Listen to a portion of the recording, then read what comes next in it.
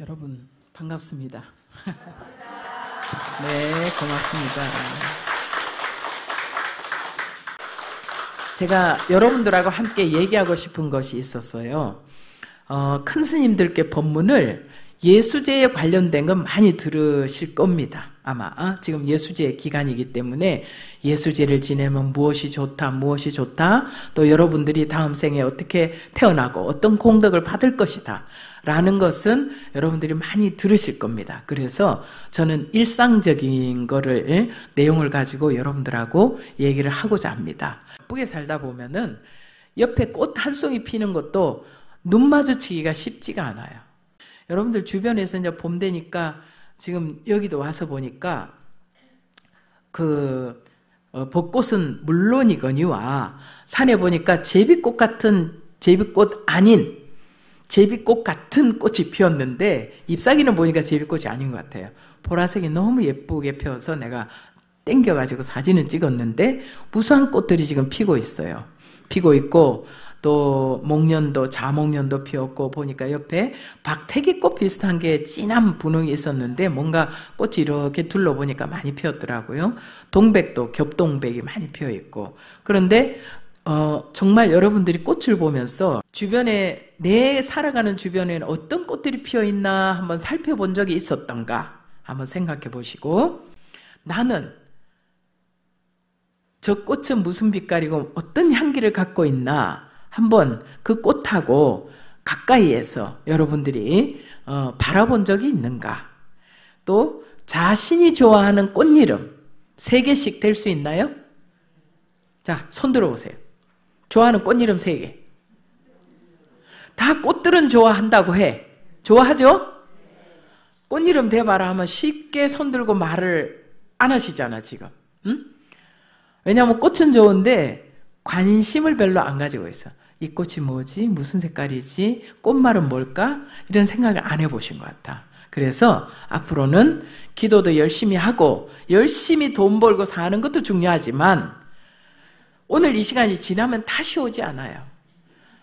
나는 어떤 꽃을 좋아하지? 왜 좋아하지? 정도는 한번 생각해 봐야 될 거 아닌가. 네. 그래서 그 꽃과는 또 어떤 인연이 있을까? 이런 것도 한번 고민을 해보세요. 왜냐하면 꽃을 좋아하다 보면 문득 저는 우리 아버지가 백합을 참 좋아하셨어요. 그리고 우리 아버지는 딸을 많이 생산을 하시다 보니 네. 제가 일남칠녀의 맞입니다.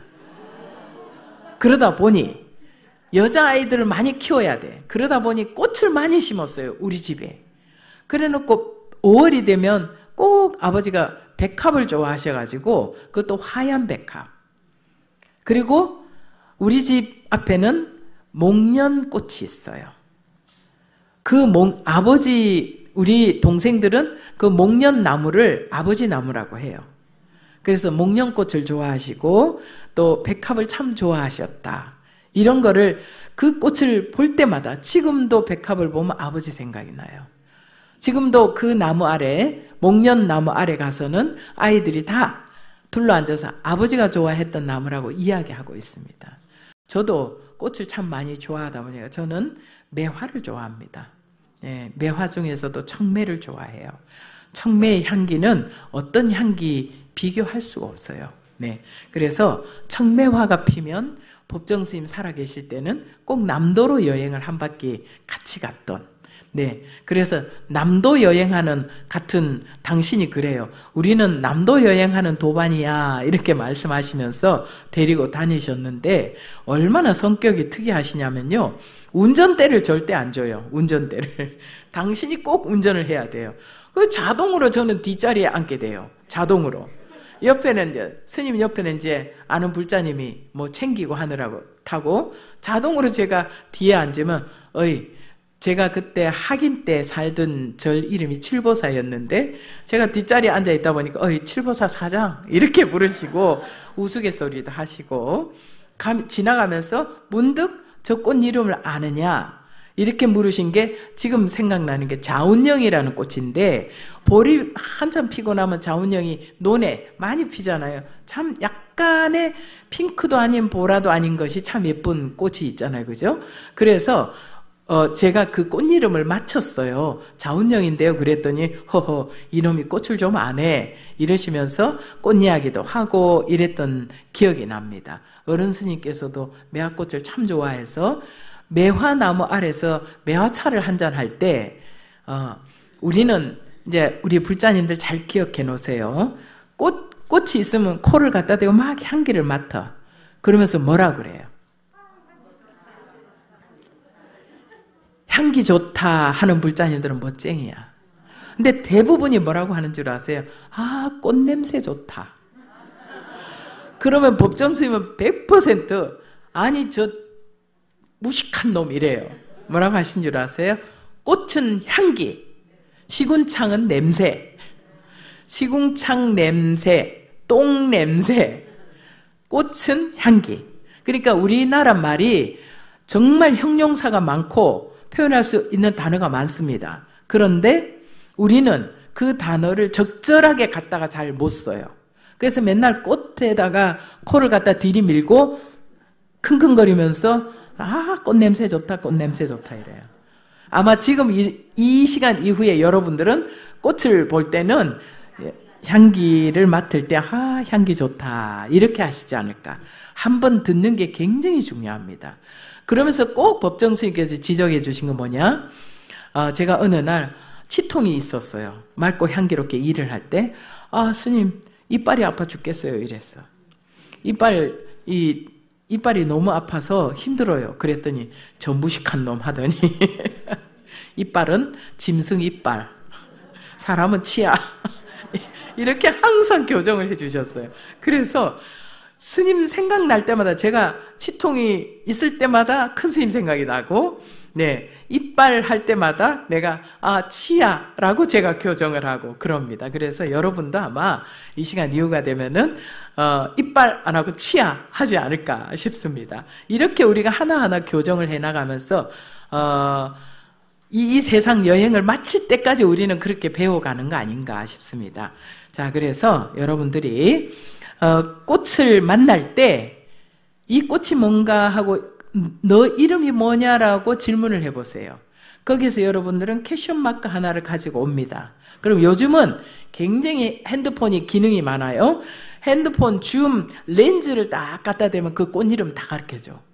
꽃말도 다 가르쳐줘. 젊은이들 다 알죠? 네. 그래서 그 꽃 이름도 기억하고 향기도 한번 맡아보고 제가 왜 이렇게 꽃에 관심을 가지라고 하냐면 너무 바쁘게 살면서 자기의 정체성을 자꾸 잊어가요. 내가 좋아하는 꽃 이름 하나 기억하면서 자기의 정체성을 챙기라는 얘기입니다. 내가 누구인가? 부모님한테 받은 이름 석자를 아마 20 몇 세까지는 그 이름 석자를 썼겠죠? 결혼을 하니까 누구의 아내가 되어 있고 아이가 태어나니까 누구의 엄마가 되어 있어요. 누구의 할머니가 되어 있고 누구 외할머니가 되어 있어. 거사님들도 마찬가지입니다. 자기 이름 석자를 어느새 잊어버려요. 그래서 그러지 마시고 이 집에서 서로 남편하고 아내하고 서로 이름 불러주게 하십시오. 그리고 서로 좋아하는 꽃이 뭔가 서로 관심을 가지고 물어보세요. 아마 지금 여기 80% 이상이 우리 보살님인데 보살님이 거사님이 무슨 꽃을 좋아하는지 알고 계신가요? 잘 모를걸요? 왜 좋아하는지 모를 겁니다. 서로에게 관심을 가져라. 네, 이 말씀을 드리고 싶어서 여러분 주변에 있는 꽃들에게 관심을 가지면서 그것이 꽃이 여러분들이 대화할 수 있는 모티브가 된다 이 말이에요. 꽃 이름 하나가 여보 지나가면서 저 꽃이 뭔지 알아? 그 뭔데? 거사님들이 무뚝뚝하게 경상도 남자들이잖아요. 뭐고? 이렇게 물을 거예요. 니 아나? 이럴 거예요. 그러면 여러분들이 저잘 얘기하세요. 저 꽃은 무슨 꽃이고 꽃말이 뭐고 내가 무엇 때문에 저 꽃을 좋아하게 되었는데 향기가 좋다. 이렇게 또 대화의 소재가 되잖아요. 그래서 우리가 주변에 관심을 갖다 보면은 무궁무진하게 평생을 약속하고 살아가는 그 짝꿍하고 얘기거리가 많아요. 근데 경상도는 그런다면서요. 집에 딱 들어오시면 밥 먹나? 아는 밥 먹나? 밥 먹자, 자자 이러신다면서요.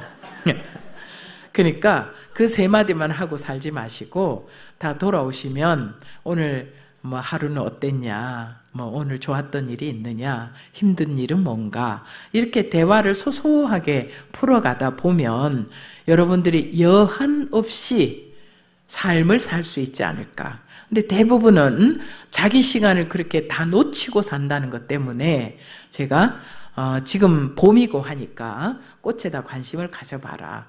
그것을 동기로 해서 짝꿍하고 대화를 잘 풀어봐라. 이렇게 말씀을 드리고 싶습니다. 아마 자, 이 꽃을 하나 보여드릴게요. 한번 같이 읽어보실까요? 네.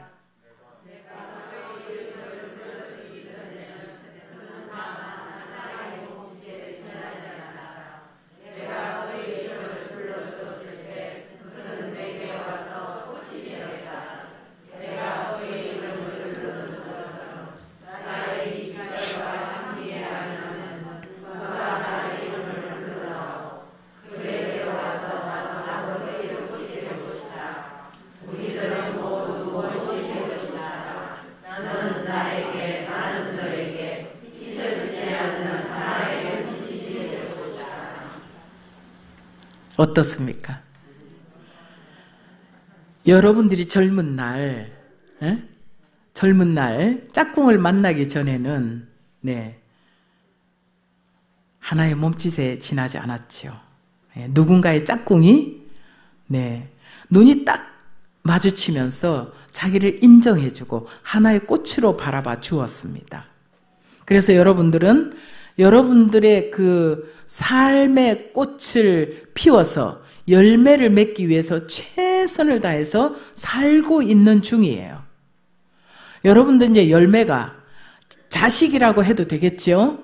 또 공부하는 사람은 수행이라고 해도 됩니다. 자기 수행의 결실. 그것으로 바라볼 수 있겠죠. 그렇게 여러분들은 누군가의 꽃이 되고 싶고 또 누군가의 불리워지고 싶은 그런 하나의 꽃입니다. 그런데 삶에 지쳐가지고 자기의 꽃을 잊어버리고 살아요. 그래서 제가 이 김춘수의 꽃은 아마도 모두가 다 좋아하는 꽃이라서 학교 다닐 때 이거 안 외우면 시험 못 보죠. 다 외워갖고 시험 봐야 하잖아요. 네, 그랬을 겁니다 아마. 그래서 제가 이 꽃을 잠시 우리가 생각하면서 한번 이 시를 낭송해보자 싶어가지고 제가 가지고 왔는데 일단은 제가 다시 한번 제가 낭송을 해드릴 테니까 가만히 눈을 감아보세요. 여러분들 스스로 나는 한 송이 꽃이다 생각하시고 들으시면 좋을 것 같습니다. 내가 그의 이름을 불러주기 전에는 그는 다만 하나의 몸짓에 지나지 않았다. 내가 그의 이름을 불러주었을 때 그는 내게로 와서 꽃이 되었다. 내가 그의 이름을 불러준 것처럼 나의 이 빛깔과 향기에 알맞는 누가 나의 이름을 불러다오. 그에게로 가서 나도 그의 꽃이 되고 싶다. 우리들은 모두 무엇이 되고 싶다. 너는 나에게, 나는 너에게 잊혀지지 않는 하나의 눈짓이 되고 싶다. 네, 눈을 뜨십시오. 여러분이 한 송이 꽃이라는 거, 그 열매를 기도하고 수행하면서 잘 그 열매를 키워보시라는 거. 그리고 궁극에는 여러분들이 불자의 한 사람으로서 불교를 신앙하지 않은 다른 사람들보다는 가장 튼실한 열매가 맺을 수 있도록 여러분들은 꽃을 잘 피우셔야 되지 않을까. 그것이 꽃 피워서 열매 맺는 과정이 바로 기도하고 수행, 오늘 같은 이 예수제 5제를 지내는 그런 행위가 아닐까 싶습니다. 네, 박수 크게 치실래요? 자, 그 다음에 그래서 이제 우리는 씨앗을 무엇으로 보냐? 우리 스님들은요, 사실은 이 씨앗이라는 것이 바로 부처님의 씨앗이고 바로 견성하는 그 일일 겁니다. 아마 여러분들은 뭐 쉽게는 우리가 그 물리학적으로는 여러분들이 세상에 잉태해 놓은 자녀들일 수 있겠지만 마음으로는, 형이상학적으로 마음으로 공부하는 부분은 여러분들이 기도하고 성취해가는 그 과정이 아닐까 싶습니다. 바로 어떤 목적이 있어요. 그것이 바로 여러분들이 원을 세우는 것이고 그 원의 씨앗, 붓다의 씨앗, 그것을 여러분들이 잘 키워야 되지 않을까 싶습니다. 제가 글은 이렇게 써놨어요. 꽃이 향기와 씨앗을 지니고 있듯이 우리 모두는 부처님의 향기와 씨앗을 지니고 있다. 그것을 불성이라고 말한다. 씨앗을 물주고 주변의 풀을 제거하며 잘 가꾸듯이 기도와 수행을 통해서 불성이 꽃피고 열매 맺을 수 있도록 잘 가꾸어야 한다라고 제가 말씀을 드렸습니다. 자, 이 대목에서 우리 법연사, 이거는 지금 PDF 파일이라 음악이 안 나오네요. 우리 법연사 들어가는 입구에 우리 불자님들이 꽃을 저렇게 꽃잔디를 심어놨어요. 네, 그래가지고 어느 날 보니까 꽃이 이렇게 많이 피어 있길래 제가 이거를 담았습니다. 네? 아니요, 꽃잔디예요. 예, 꽃잔디인데 이쁘죠? 네. 편말을 저렇게 해놓으니까 아주 이쁘다는 생각이 드는데, 제 거에는 이게 잘 되지만, 이거는 PDF 파일은 영상이 안 나와요. 저거를 이제 PDF 파일을 딱 누르면 꽃이 우리 도량에 피어있는 꽃을 다 찍어가지고 음악에 담아서 여러분들께 보여주려고 갖고 왔는데, 이게 안 되니까. 자, 그 다음, 잠시 쉬었다 생각하고, 자, 우리가 깨달음도 그저 오지 않는다라고 제가 적어놨죠. 깨달음도 그저 오지 않는다. 그러면 첫째 어떻게 하라고 했느냐? 여러분이 어떤 나무를 심고 꽃을 심고 꽃을 피우고 열매가 맺기까지 우리가 물 주고 잘 가꿔야 되잖아요. 잘 손보고. 그런데 깨달음도 마찬가지입니다. 마음 공부도. 그래서 조금 편안한 단어로 제가 바꿔봤어요. 자, 이 5가지 방법으로 제가 처방전을 제시할 겁니다. 첫째는 여러분들 스스로를 있는 그대로 바라보십시오. 제가요, 라디오 방송이 예전에는 이 비디오 서비스가 안 돼가지고 오디오 서비스만 됐잖아요. 그래, BBS에서 라디오를 방송을 할 때 대구에 있는 어떤 청취자가 이름도 안 잊어먹었어요. 최수빈이라는 남성 청취자인데 너무 열심히 팬레터를 보내요. 그 팬레터에 뭐라고 쓰냐면 제 이름이 진명입니다.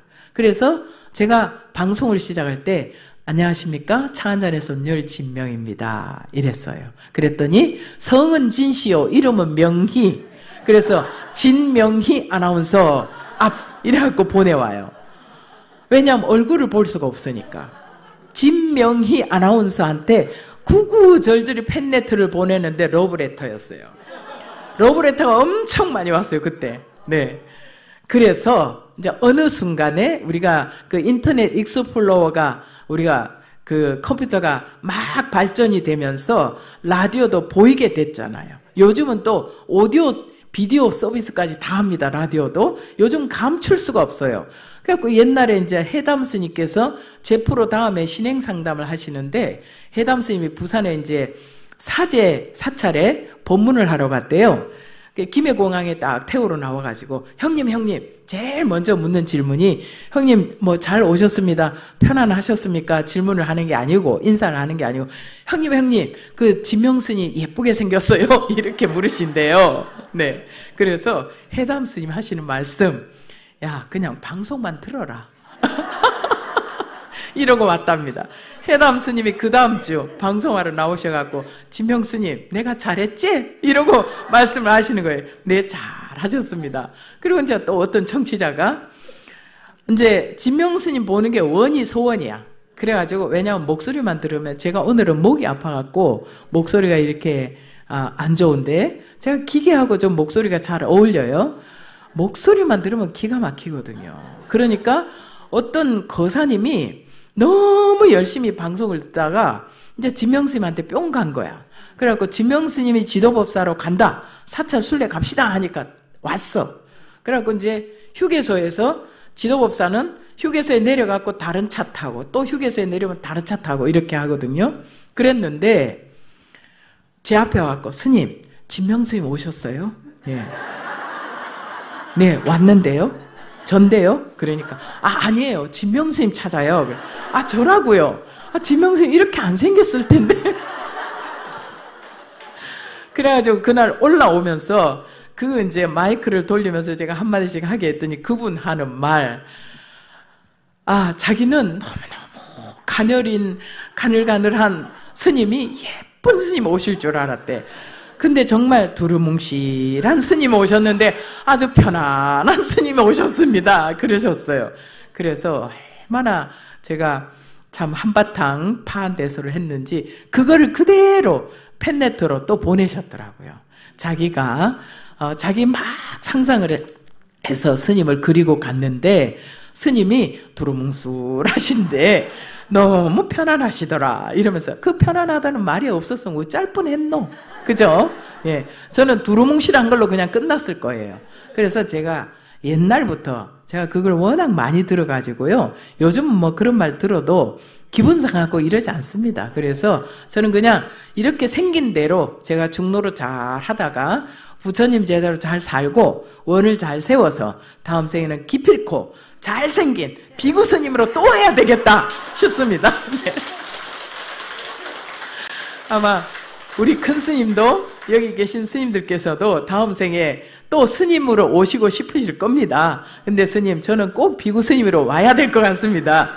제가 어느 날 국립박물관 관장을 제가 문화부장 할 때 같이 이제 차를 박물관에 가서 뭐 종단의 문화부장에 왔으니까 뭐 학예사들하고 다 나와갖고 마중하고 박물관 관장실에서 티타임을 하는데 그때 관장이 아마 이대 총장하고 자매였을 거예요. 그 관장이 뭐라고 하냐면 스님들이 뭐 저를 어떻게 고치고 뭐 훼손을 하고 그래서 당장 제가 그 자리에서 그랬어요. 교수님, 관장님,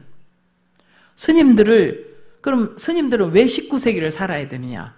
스님들이 더 앞서가면서 살고 이 발전하는 기계 문명을 다 따라가지는 못할지라도 맞추어는 갈 줄 알아야 되는데 왜 당신들은 비행기 타고 다니면서 우리 보고 말 타고 쫓아오라고 하느냐? 그건 맞지 않다.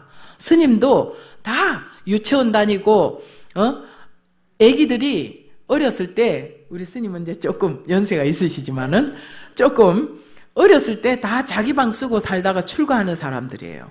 그래서 요즘은 출가하면서 뭐 물어보는지 아세요? 독방 주느냐? 샤워실이 있느냐? 이거 물어봐요. 그런데 왜 사찰은 그대로 있어야 되느냐 이거예요. 사찰에 화장실도 변해야 되고 목욕탕도 변해야 돼요. 그런데 그거 변한다고 문화재 위원들이 막 손가락질해요. 그래서 내가 대판했어요. 물론 제가 좋게 웃으면서 대판했지만 언중유골 제가 한마디 강하게 했습니다. 왜? 사찰은 숨쉬는 공간이다. 살아있는 생명체가 그곳에서 살아가는 곳이기 때문에 국가에서 사찰에 고마워해야 된다. 왜냐? 내가 보니까 서원이나 국릉 같은 곳은 사람 다 관리인들 써갖고 비용이 엄청나게 들어갑니다. 서원도 사람이 안 살아요. 그러니까 관리 비용이 엄청 들어가요. 근데 사찰은 스님들이 살면서 문화재, 국보, 보물 다 유지하고 우리한테 주는 그 사찰에 전통 사찰 뭐 국보 보물에 들어가는 비용이 많다고요? 절대 많지 않습니다. 스님들이 노력하는 것 대비, 인건비 대비 절대 크지 않아요. 우리는 오히려 적게 받고 있는 거예요.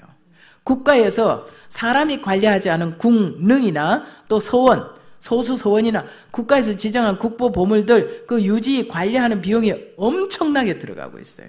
그럼에도 불구하고 기독교인들이 그 뭐 사찰에서 뭐 문화재 사찰 관리비 뭐 많이 받아간다고 뭐 보수비 많이 받아간다고 난리치면 나한테 데리고 오라 그래요, 내가. 우리는 당당하게 말할 수 있어야 돼요. 그리고 우리가 여러분도 저 프랑스나 이태리나 가보세요. 여러분들 루브르 박물관 가면서 대형 박물관 가면서 그 입장료 얼마 내고 갑니까? 어마어마한 입장료를 내고 가요. 몇만 원씩 내고 들어가요. 대형 박물관 다 다른 나라에서 침탈에다가 그거 다 전시해놨잖아요. 루브르 박물관 마찬가지입니다. 그 다 침탈에다 놓은 그 문화재 보러 들어가면서 한마디 반항도 못하면서 그 몇만 원씩 내고 들어가면서 사찰에 돈 내고 들어오는 걸 경기를 해요. 우리나라 사람들이. 그런 의식부터 잘못됐다는 거예요. 왜 우리나라 문화재는 돈 내고 보면 안 되냐 이거예요. 그래서 제가 그럴 때는 아주 제가 열을 올려서 침 튀기면서 제가 말합니다. 돈 더 받아야 된다. 우리 불교가 갖고 있는 문화재요, 세계 어디다 내어놔도 최고입니다. 우리 한국 사찰 세계 어디다 내어놔도 최고입니다. 여러분들은 자부심을 가지십시오. 우리나라에서도 불자라는 걸 자부심을 가지세요. 불교 문화가 이제는 앞으로 보세요. K-부디즘이 뜰 겁니다. K-부디즘 뜰 거예요.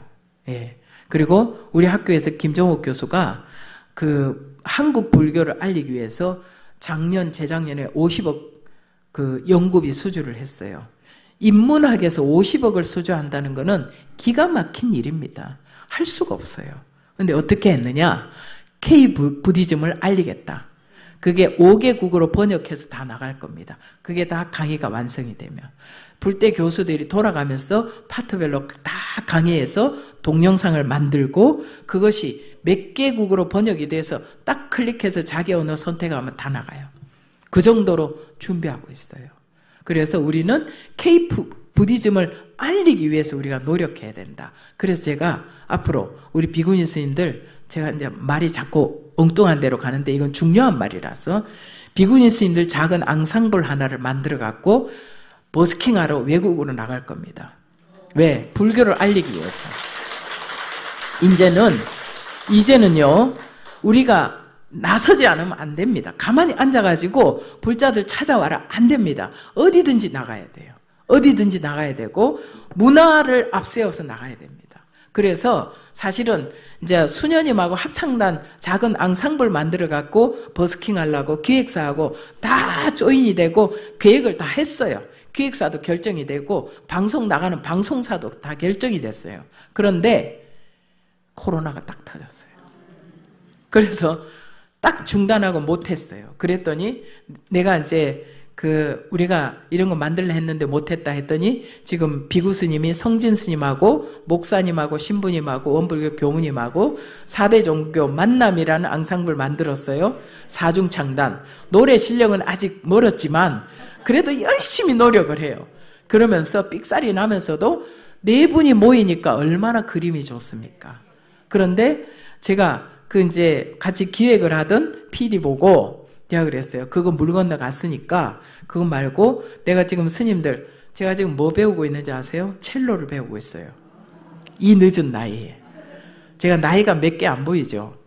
제가 이래도 65개예요. 나이가. 근데 제가 지금 첼로를 배우는데 왜 배우는가? 우리가 스님들이 하는 모든 행위는 무엇을 배우든 무엇을 하든 그것이 포교로 연관되어야 돼요. 포교하는 도구로 쓰려고. 가야금 전공한 스님이 있어요. 첼로 준 프로급 있어요. 또 피아노 전공자 있어요. 플룻 전공자 있어요. 그 스님들만 모아도 앙상블 하나 만듭니다. 또 지금 클래식 기타 배우는 스님 있어요. 젊은 스님들 보고 옛날에 우리 같으면 어른 스님들이 절대 경전 외에 다른 거 공부 못하게 했어요. 그리고 대학을 간다 그러면 저 바람 나갖고 시집 갈까봐 학교도 못 보냈어요. 그래서 제가 나중에는 어른 스님들께 믿으시라 그랬어요. 제자를 믿어야 된다. 제자를 믿고 가르쳐놔야 사람을 써먹죠. 가르치지 않은 사람을 어떻게 써먹어요? 써먹으려고 보니까 사람이 없어, 지금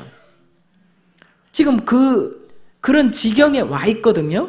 그래서 지금 작게나마 스님들을 자꾸 제가 젊은 스님들 무엇이든지 배워서 무슨 도구로든 써라. 포교로 써라. 네. 고맙습니다. 자, 포교의 중요성. 그래서 우리 스님께서는 이 도량에 오셔서 이런 시술을 이런 시술을 갖춘 게 포교의 중요성을 누구보다 먼저 아셨기 때문에 불교대학을 운영하고 우리나라에 전국에 있는 좋은 스님들 모셔다가 여러분들께 불교를 가르치게 하셨을 겁니다. 아마 강의 듣게 하시고 공부하게 하시고 지금 엄청나게 올해도 또 그래도 이제 코로나가 끝나니까 또 많은 그 불교대학에 또 입학생들이 있는 것 같은데 앞으로 여러분들이 이제는 부끄러워하지 마시고 제발 자녀들 포교부터 먼저 하십시오. 자녀들 포교. 지금 대가 끊기고 있어요. 걱정이지 않아요? 네. 이 법당에 며느리, 따님, 아들, 사위 왜 못 데리고 오는 것? 왜 못 데리고 오시냐고요. 데리고 와서 스님한테 맡기면 돼요. 가르치는 건 스님이 가르칩니다. 근데 우리 어머니들은 못 데리고 와. 부끄러워하지 마시고 내가 믿는 종교가 뭐 미신이다, 뭐 우상 숭배다 그런 정신 나간 소리는 듣지도 말고 우리는 우상 숭배 한 적이 없습니다. 그런 정신 나간 소리 듣지 마시고요. 불교는 고리타분하다, 뒤처져 있다, 이런 말들 하는데 본인들이 몰라서 그래요. 몰라서 그러니까 그래서 우리 스님들은 최첨단을 공부해야 돼요. 최첨단을 공부해야만이 여러분들하고 함께 갈 수 있고 최첨단으로 공부하는 그 우리 불자들을 포교할 수 있어요. 요즘 젊은이들이 메타버스 아니면 대화가 안 돼요. AI, 인공지능이 아니면 대화가 안 됩니다. 그래서 제가 메타버스에 대해서 또 가입을 해요. 네. 제페토를 가입을 해서 그 메타버스 가상 공간 안에서 뭔 짓들을 하는가 내도 들어가서 봤어요. 그래서 내가 메타버스 연구하는 교수님이 오시길래 그 메타버스 우리 스님들도 가서 좀 승복 좀 사있게 승복 좀 개발해서 넣으세요 하고 신부도 수녀도 들어올 수 있게 수녀들 복장도 좀 갖추어주고 우리가 거기에서 종교 화합도 할 수 있도록 그런 공간도 좀 가상 공간 안에 좀 만들어주세요. 내가 그 말을 할 수 있는 거예요. 내가 들어가 봤기 때문에. 그런데 이거를 모르면 대화를 못해요. 우리 대학에서 가장 지금 비율이 높았던 게 AI 인공지능 그 과가 가장 비율이 높았습니다. 그 시대를 우리는 그렇게 가고 있어요. 자, 지금은 여러분도 이 PPT를 보면서 얘기를 하고 있고 저도 이거를 보고 있지만 앞으로는 어떻게 갈 건가? 이제는 이런 기계도 없어지지 않을까? 우리 눈동자 안에 다 장착이 되지 않을까? 그래서 이 모든 허공이 이런 PPT 화면이 되지 않을까? 이미 어느 영화에서는 마이너리티 리포트라는 그 영화에서는 이미 다 나왔습니다. 손으로 허공에다 대고 쫙 화면을 바꿔가면서 허공에다 다 띄웠어요. 시뮬레이션을 다 띄우고 했었어요. 네. 여러분들 아마 보셨으면 젊은 불자님들 아실 겁니다. 이제는 앞으로 그렇게 갈 겁니다. 처음에는 웨어러블 되겠죠. 안경에다 뭔가 장착이 되겠죠. 지금 안경에 장착을 하고 쓰고 다니는 분들이 있어요. 아주 소수. 그리고 이게 다 검증이 되면 이제 대중화될 겁니다. 안경 하나로 모든 게 다 돼요. 스피커도 여기 다 달려요, 여기. 그리고 이제 앞으로는 안경마저 없어집니다. 그리고 눈동자 안으로 들어갈 거예요. 그래서 이 모든 공간이 이렇게 화면을 볼 수 있는 그런 공간이 다 될 것이다. 제가 언제부터 이 이야기를 했냐면 우리나라 전통 사찰의 방제 예측 시스템을 만들 때 국비로 250억을 받았어요. 250억을 받으면서 자부담이 있습니다. 국비 받을 때 자부담이 없으면 통과되기가 어려워요. 시드머니 만들기도 너무 어렵고, 그때 이명박 정부에서 종단하고 대치를 할 때 이제 국회에서 이제 약간 선물성으로 던져준 예산이었어요. 250억. 그거 하면서 전국에 있는 좋은 문화재 사찰들이 속절없이 우리가 무엇을 못 견딥니까? 불을 못 견뎌요. 우리는 다 목조 건축물이에요. 이태리 가보세요. 불이 나도 뼈대는 다 남아있어요. 근데 이태리 같은 데는 폭탄은 못 견디지, 폭탄으로 파괴하면 이제 못 견디지만 불은 견뎌요. 근데 우리는 불을 못 견뎌요. 나무라서. 그냥 너무 잘 타. 몇백 년 된 건물이니까. 그래서 종단에서 문화관광부하고 손잡고 노력해서 한 게 전통사찰 방제 예측 시스템이에요. 그러니까 우리가 스파크가 일고 스파크에서 더 발전하는 게 아크입니다. 아크가 발생해서 불났던 게 내장사. 그때 법당 홀라당 탔죠. 근데 그쪽에서 뭐라고 이제 루머가 올라오냐면 주지스님이 불 태웠대. 예산 쓰려고. 그런 주지가 어디 있겠어요. 그거 아니에요. 그래서 그쪽에 KT에 저희들이 영상을 받았어요. 받아가지고 다 검토를 해보니까 스파크가 일었는데 스님이 불을 다 끄고 나갔어요. 근데 전선을 안 뽑았어요. 안 뽑았는데 꽂혀있는 그 선에서 스파크가 일더니 거기서 바로 몇 초 안 걸립니다. 아크로 발전을 해요. 아크로 발전하고 그 아크가 굉장히 세기 때문에 거기서 불이 붙는 거예요. 그래서 전선 주변에는 먼지도 없게 하라, 청결하게 하라, 안 쓰는 선을 꼭 뽑아라. 이 사찰 관리하는 우리 불자님들 꼭 명심하십시오. 네, 날리는 건 한순간입니다. 스님께서 이 도량을 일구는 데는 수십 년이 걸렸지만 날리는 거는 순간이거든요. 네, 정말 조심하시고.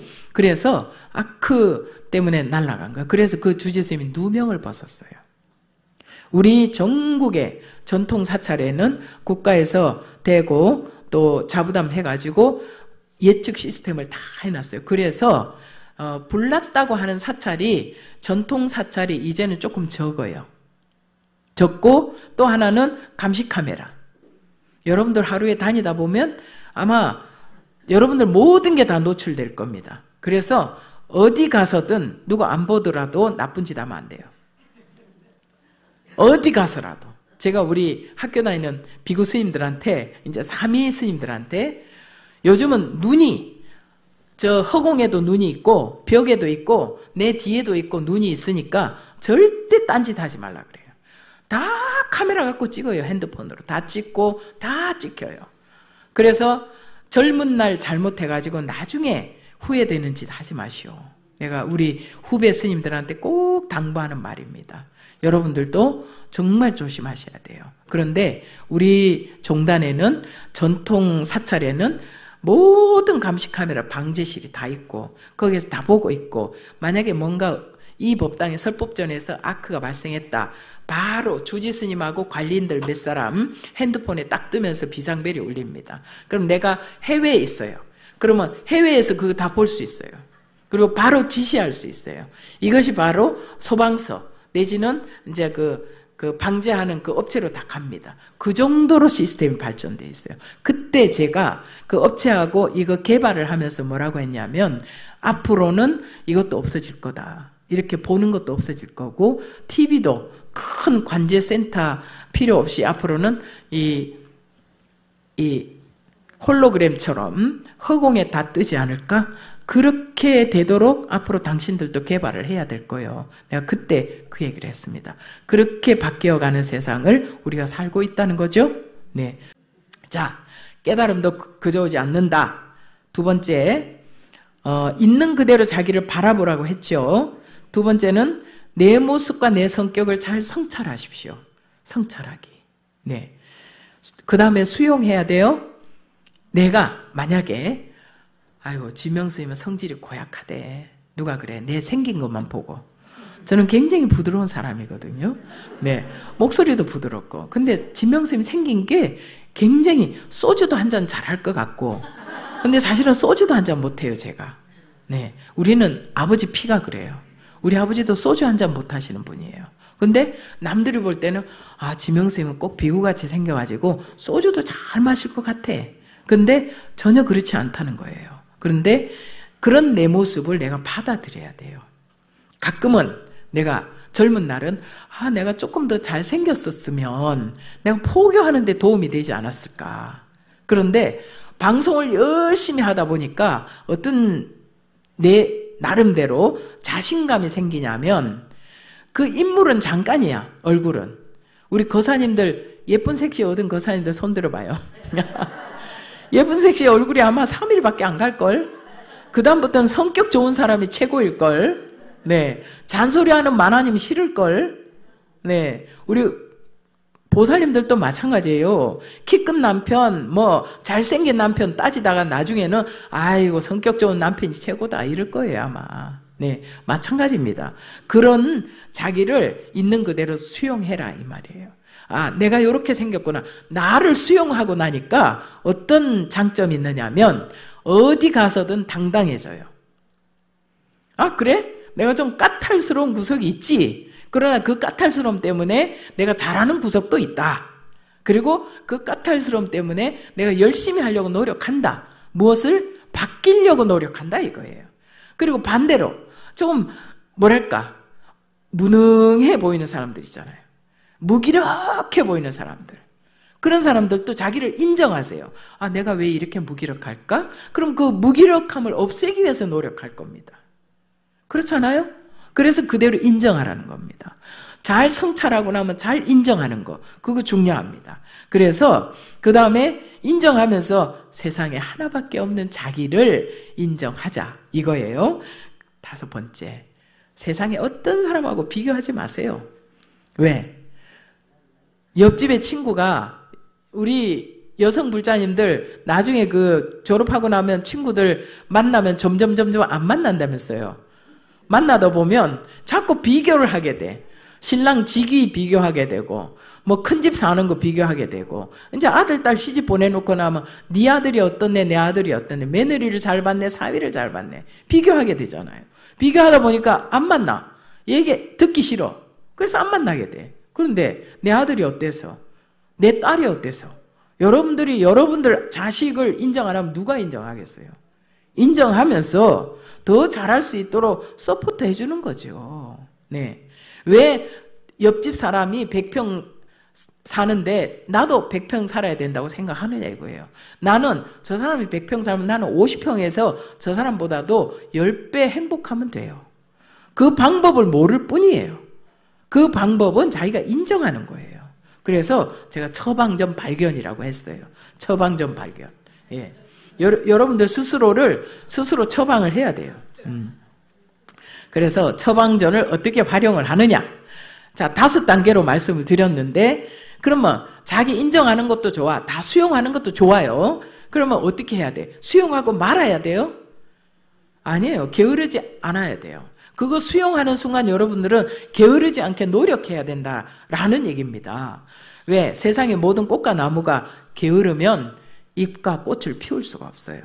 꽃과 나무는 딱 시절에 맞게 꽃 피고 시절에 맞게 열매 맺어요. 네, 부지런합니다. 시간을 딱딱 맞춰줍니다. 우리 게으르지 말 것.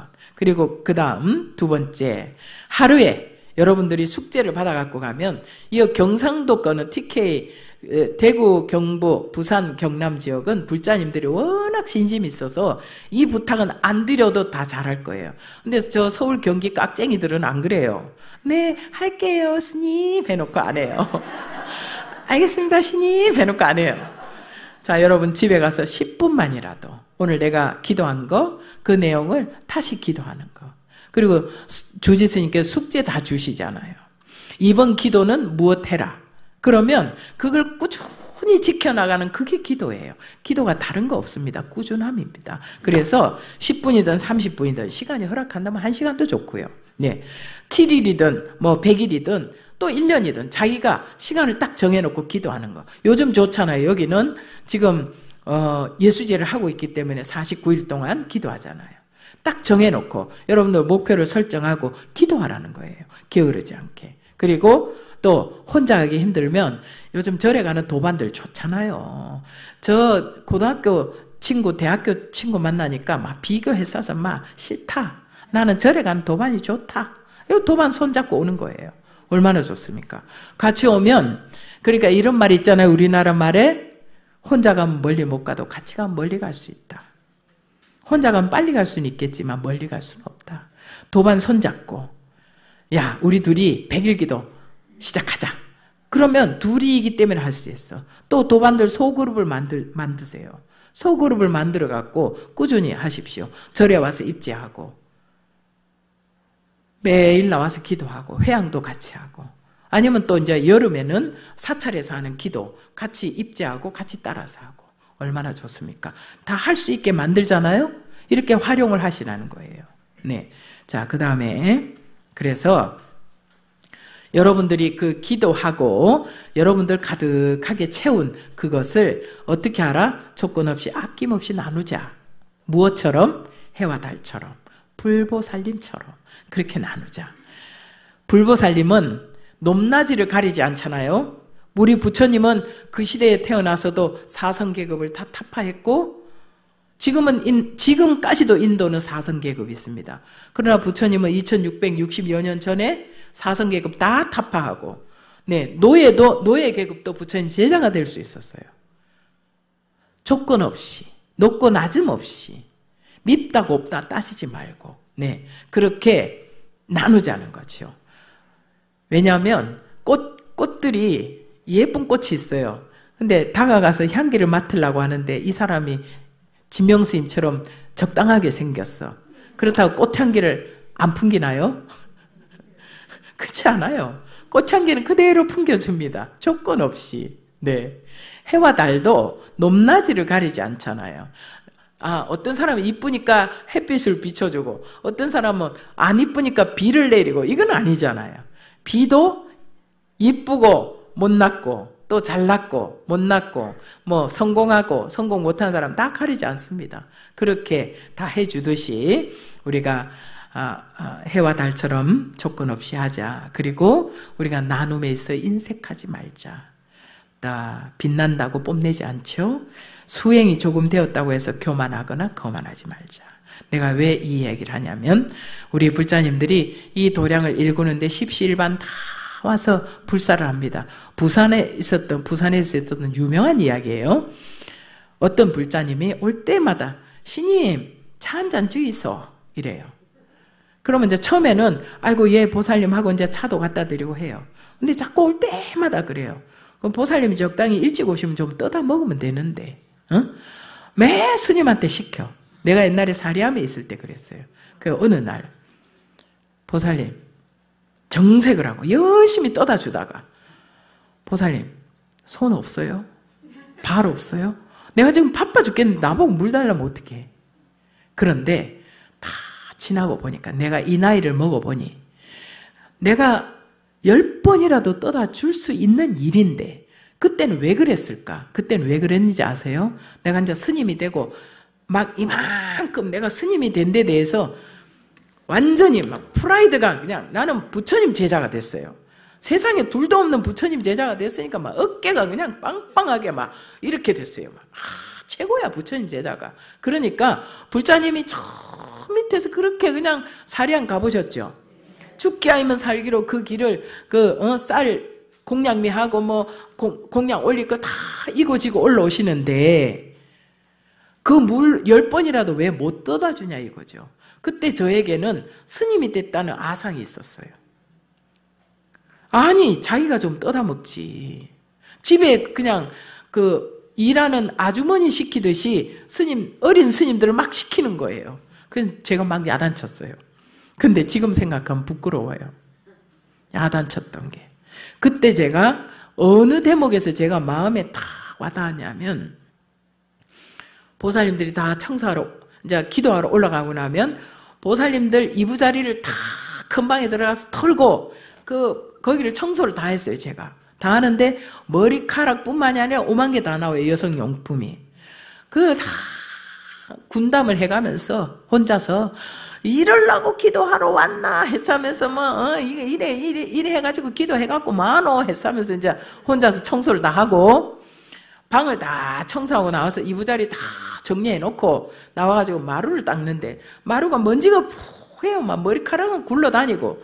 근데 반쯤 닦아오다가 너무 힘이 들어가고 앉아가지고 먼 산을 바라보면서 내가 이러려고 아버지가 반대하는 거를 물리치고 내가 출가를 했는가. 보살님들 이렇게 수준도 안 되는 보살님들 뒤치다거리 하려고 내가 출가를 했는가 이러면서 한탄을 하고 앉아 있었어요. 다리를 뻗고. 그러면서 어떤 생각을 했냐면 기가 차더라고. 내가 이러려고 부처님 제자 됐는가. 그래갖고 이렇게 쳐다보니까 내가 닦아야 되는 데는 먼지가 뿌옇게 있는데 닦아놓은 데는 반짝반짝한 거예요. 그때 제정신이 바짝 들었어요, 제가. 우리가 마음 수행이라는 건 바로 이거다.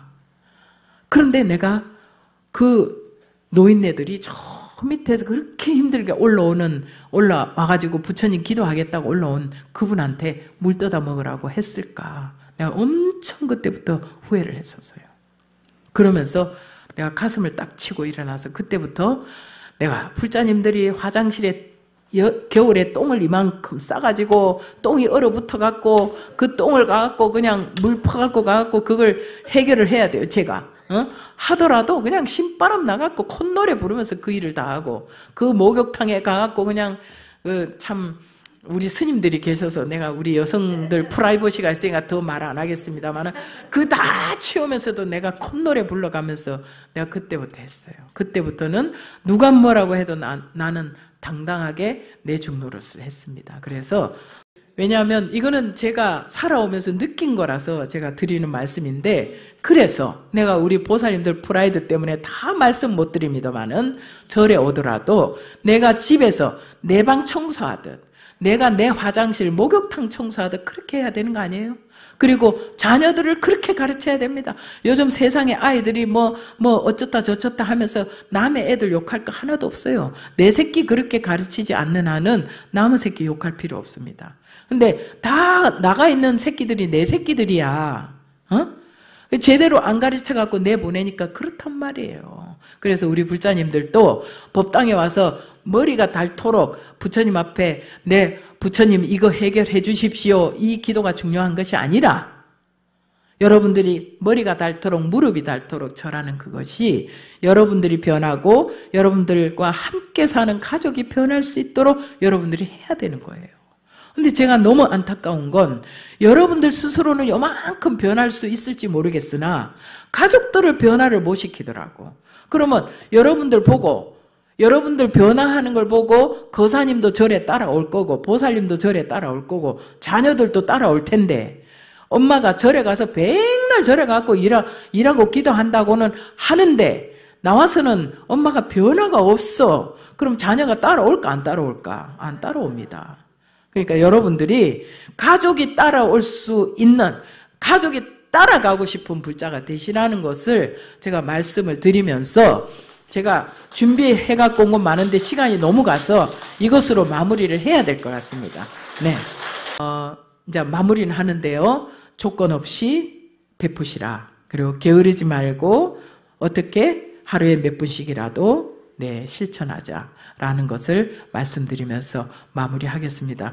제가 강의하는 시간이 아니라 이렇게 허겁지겁 딴소리 하다가 마무리를 하게 돼서 너무 송구하고요. 또 다음에 어떤 울산에 올 계기가 된다면 또 다음에 더 재밌는 얘기 하도록 하겠습니다. 두서없이 말씀드려서 죄송합니다.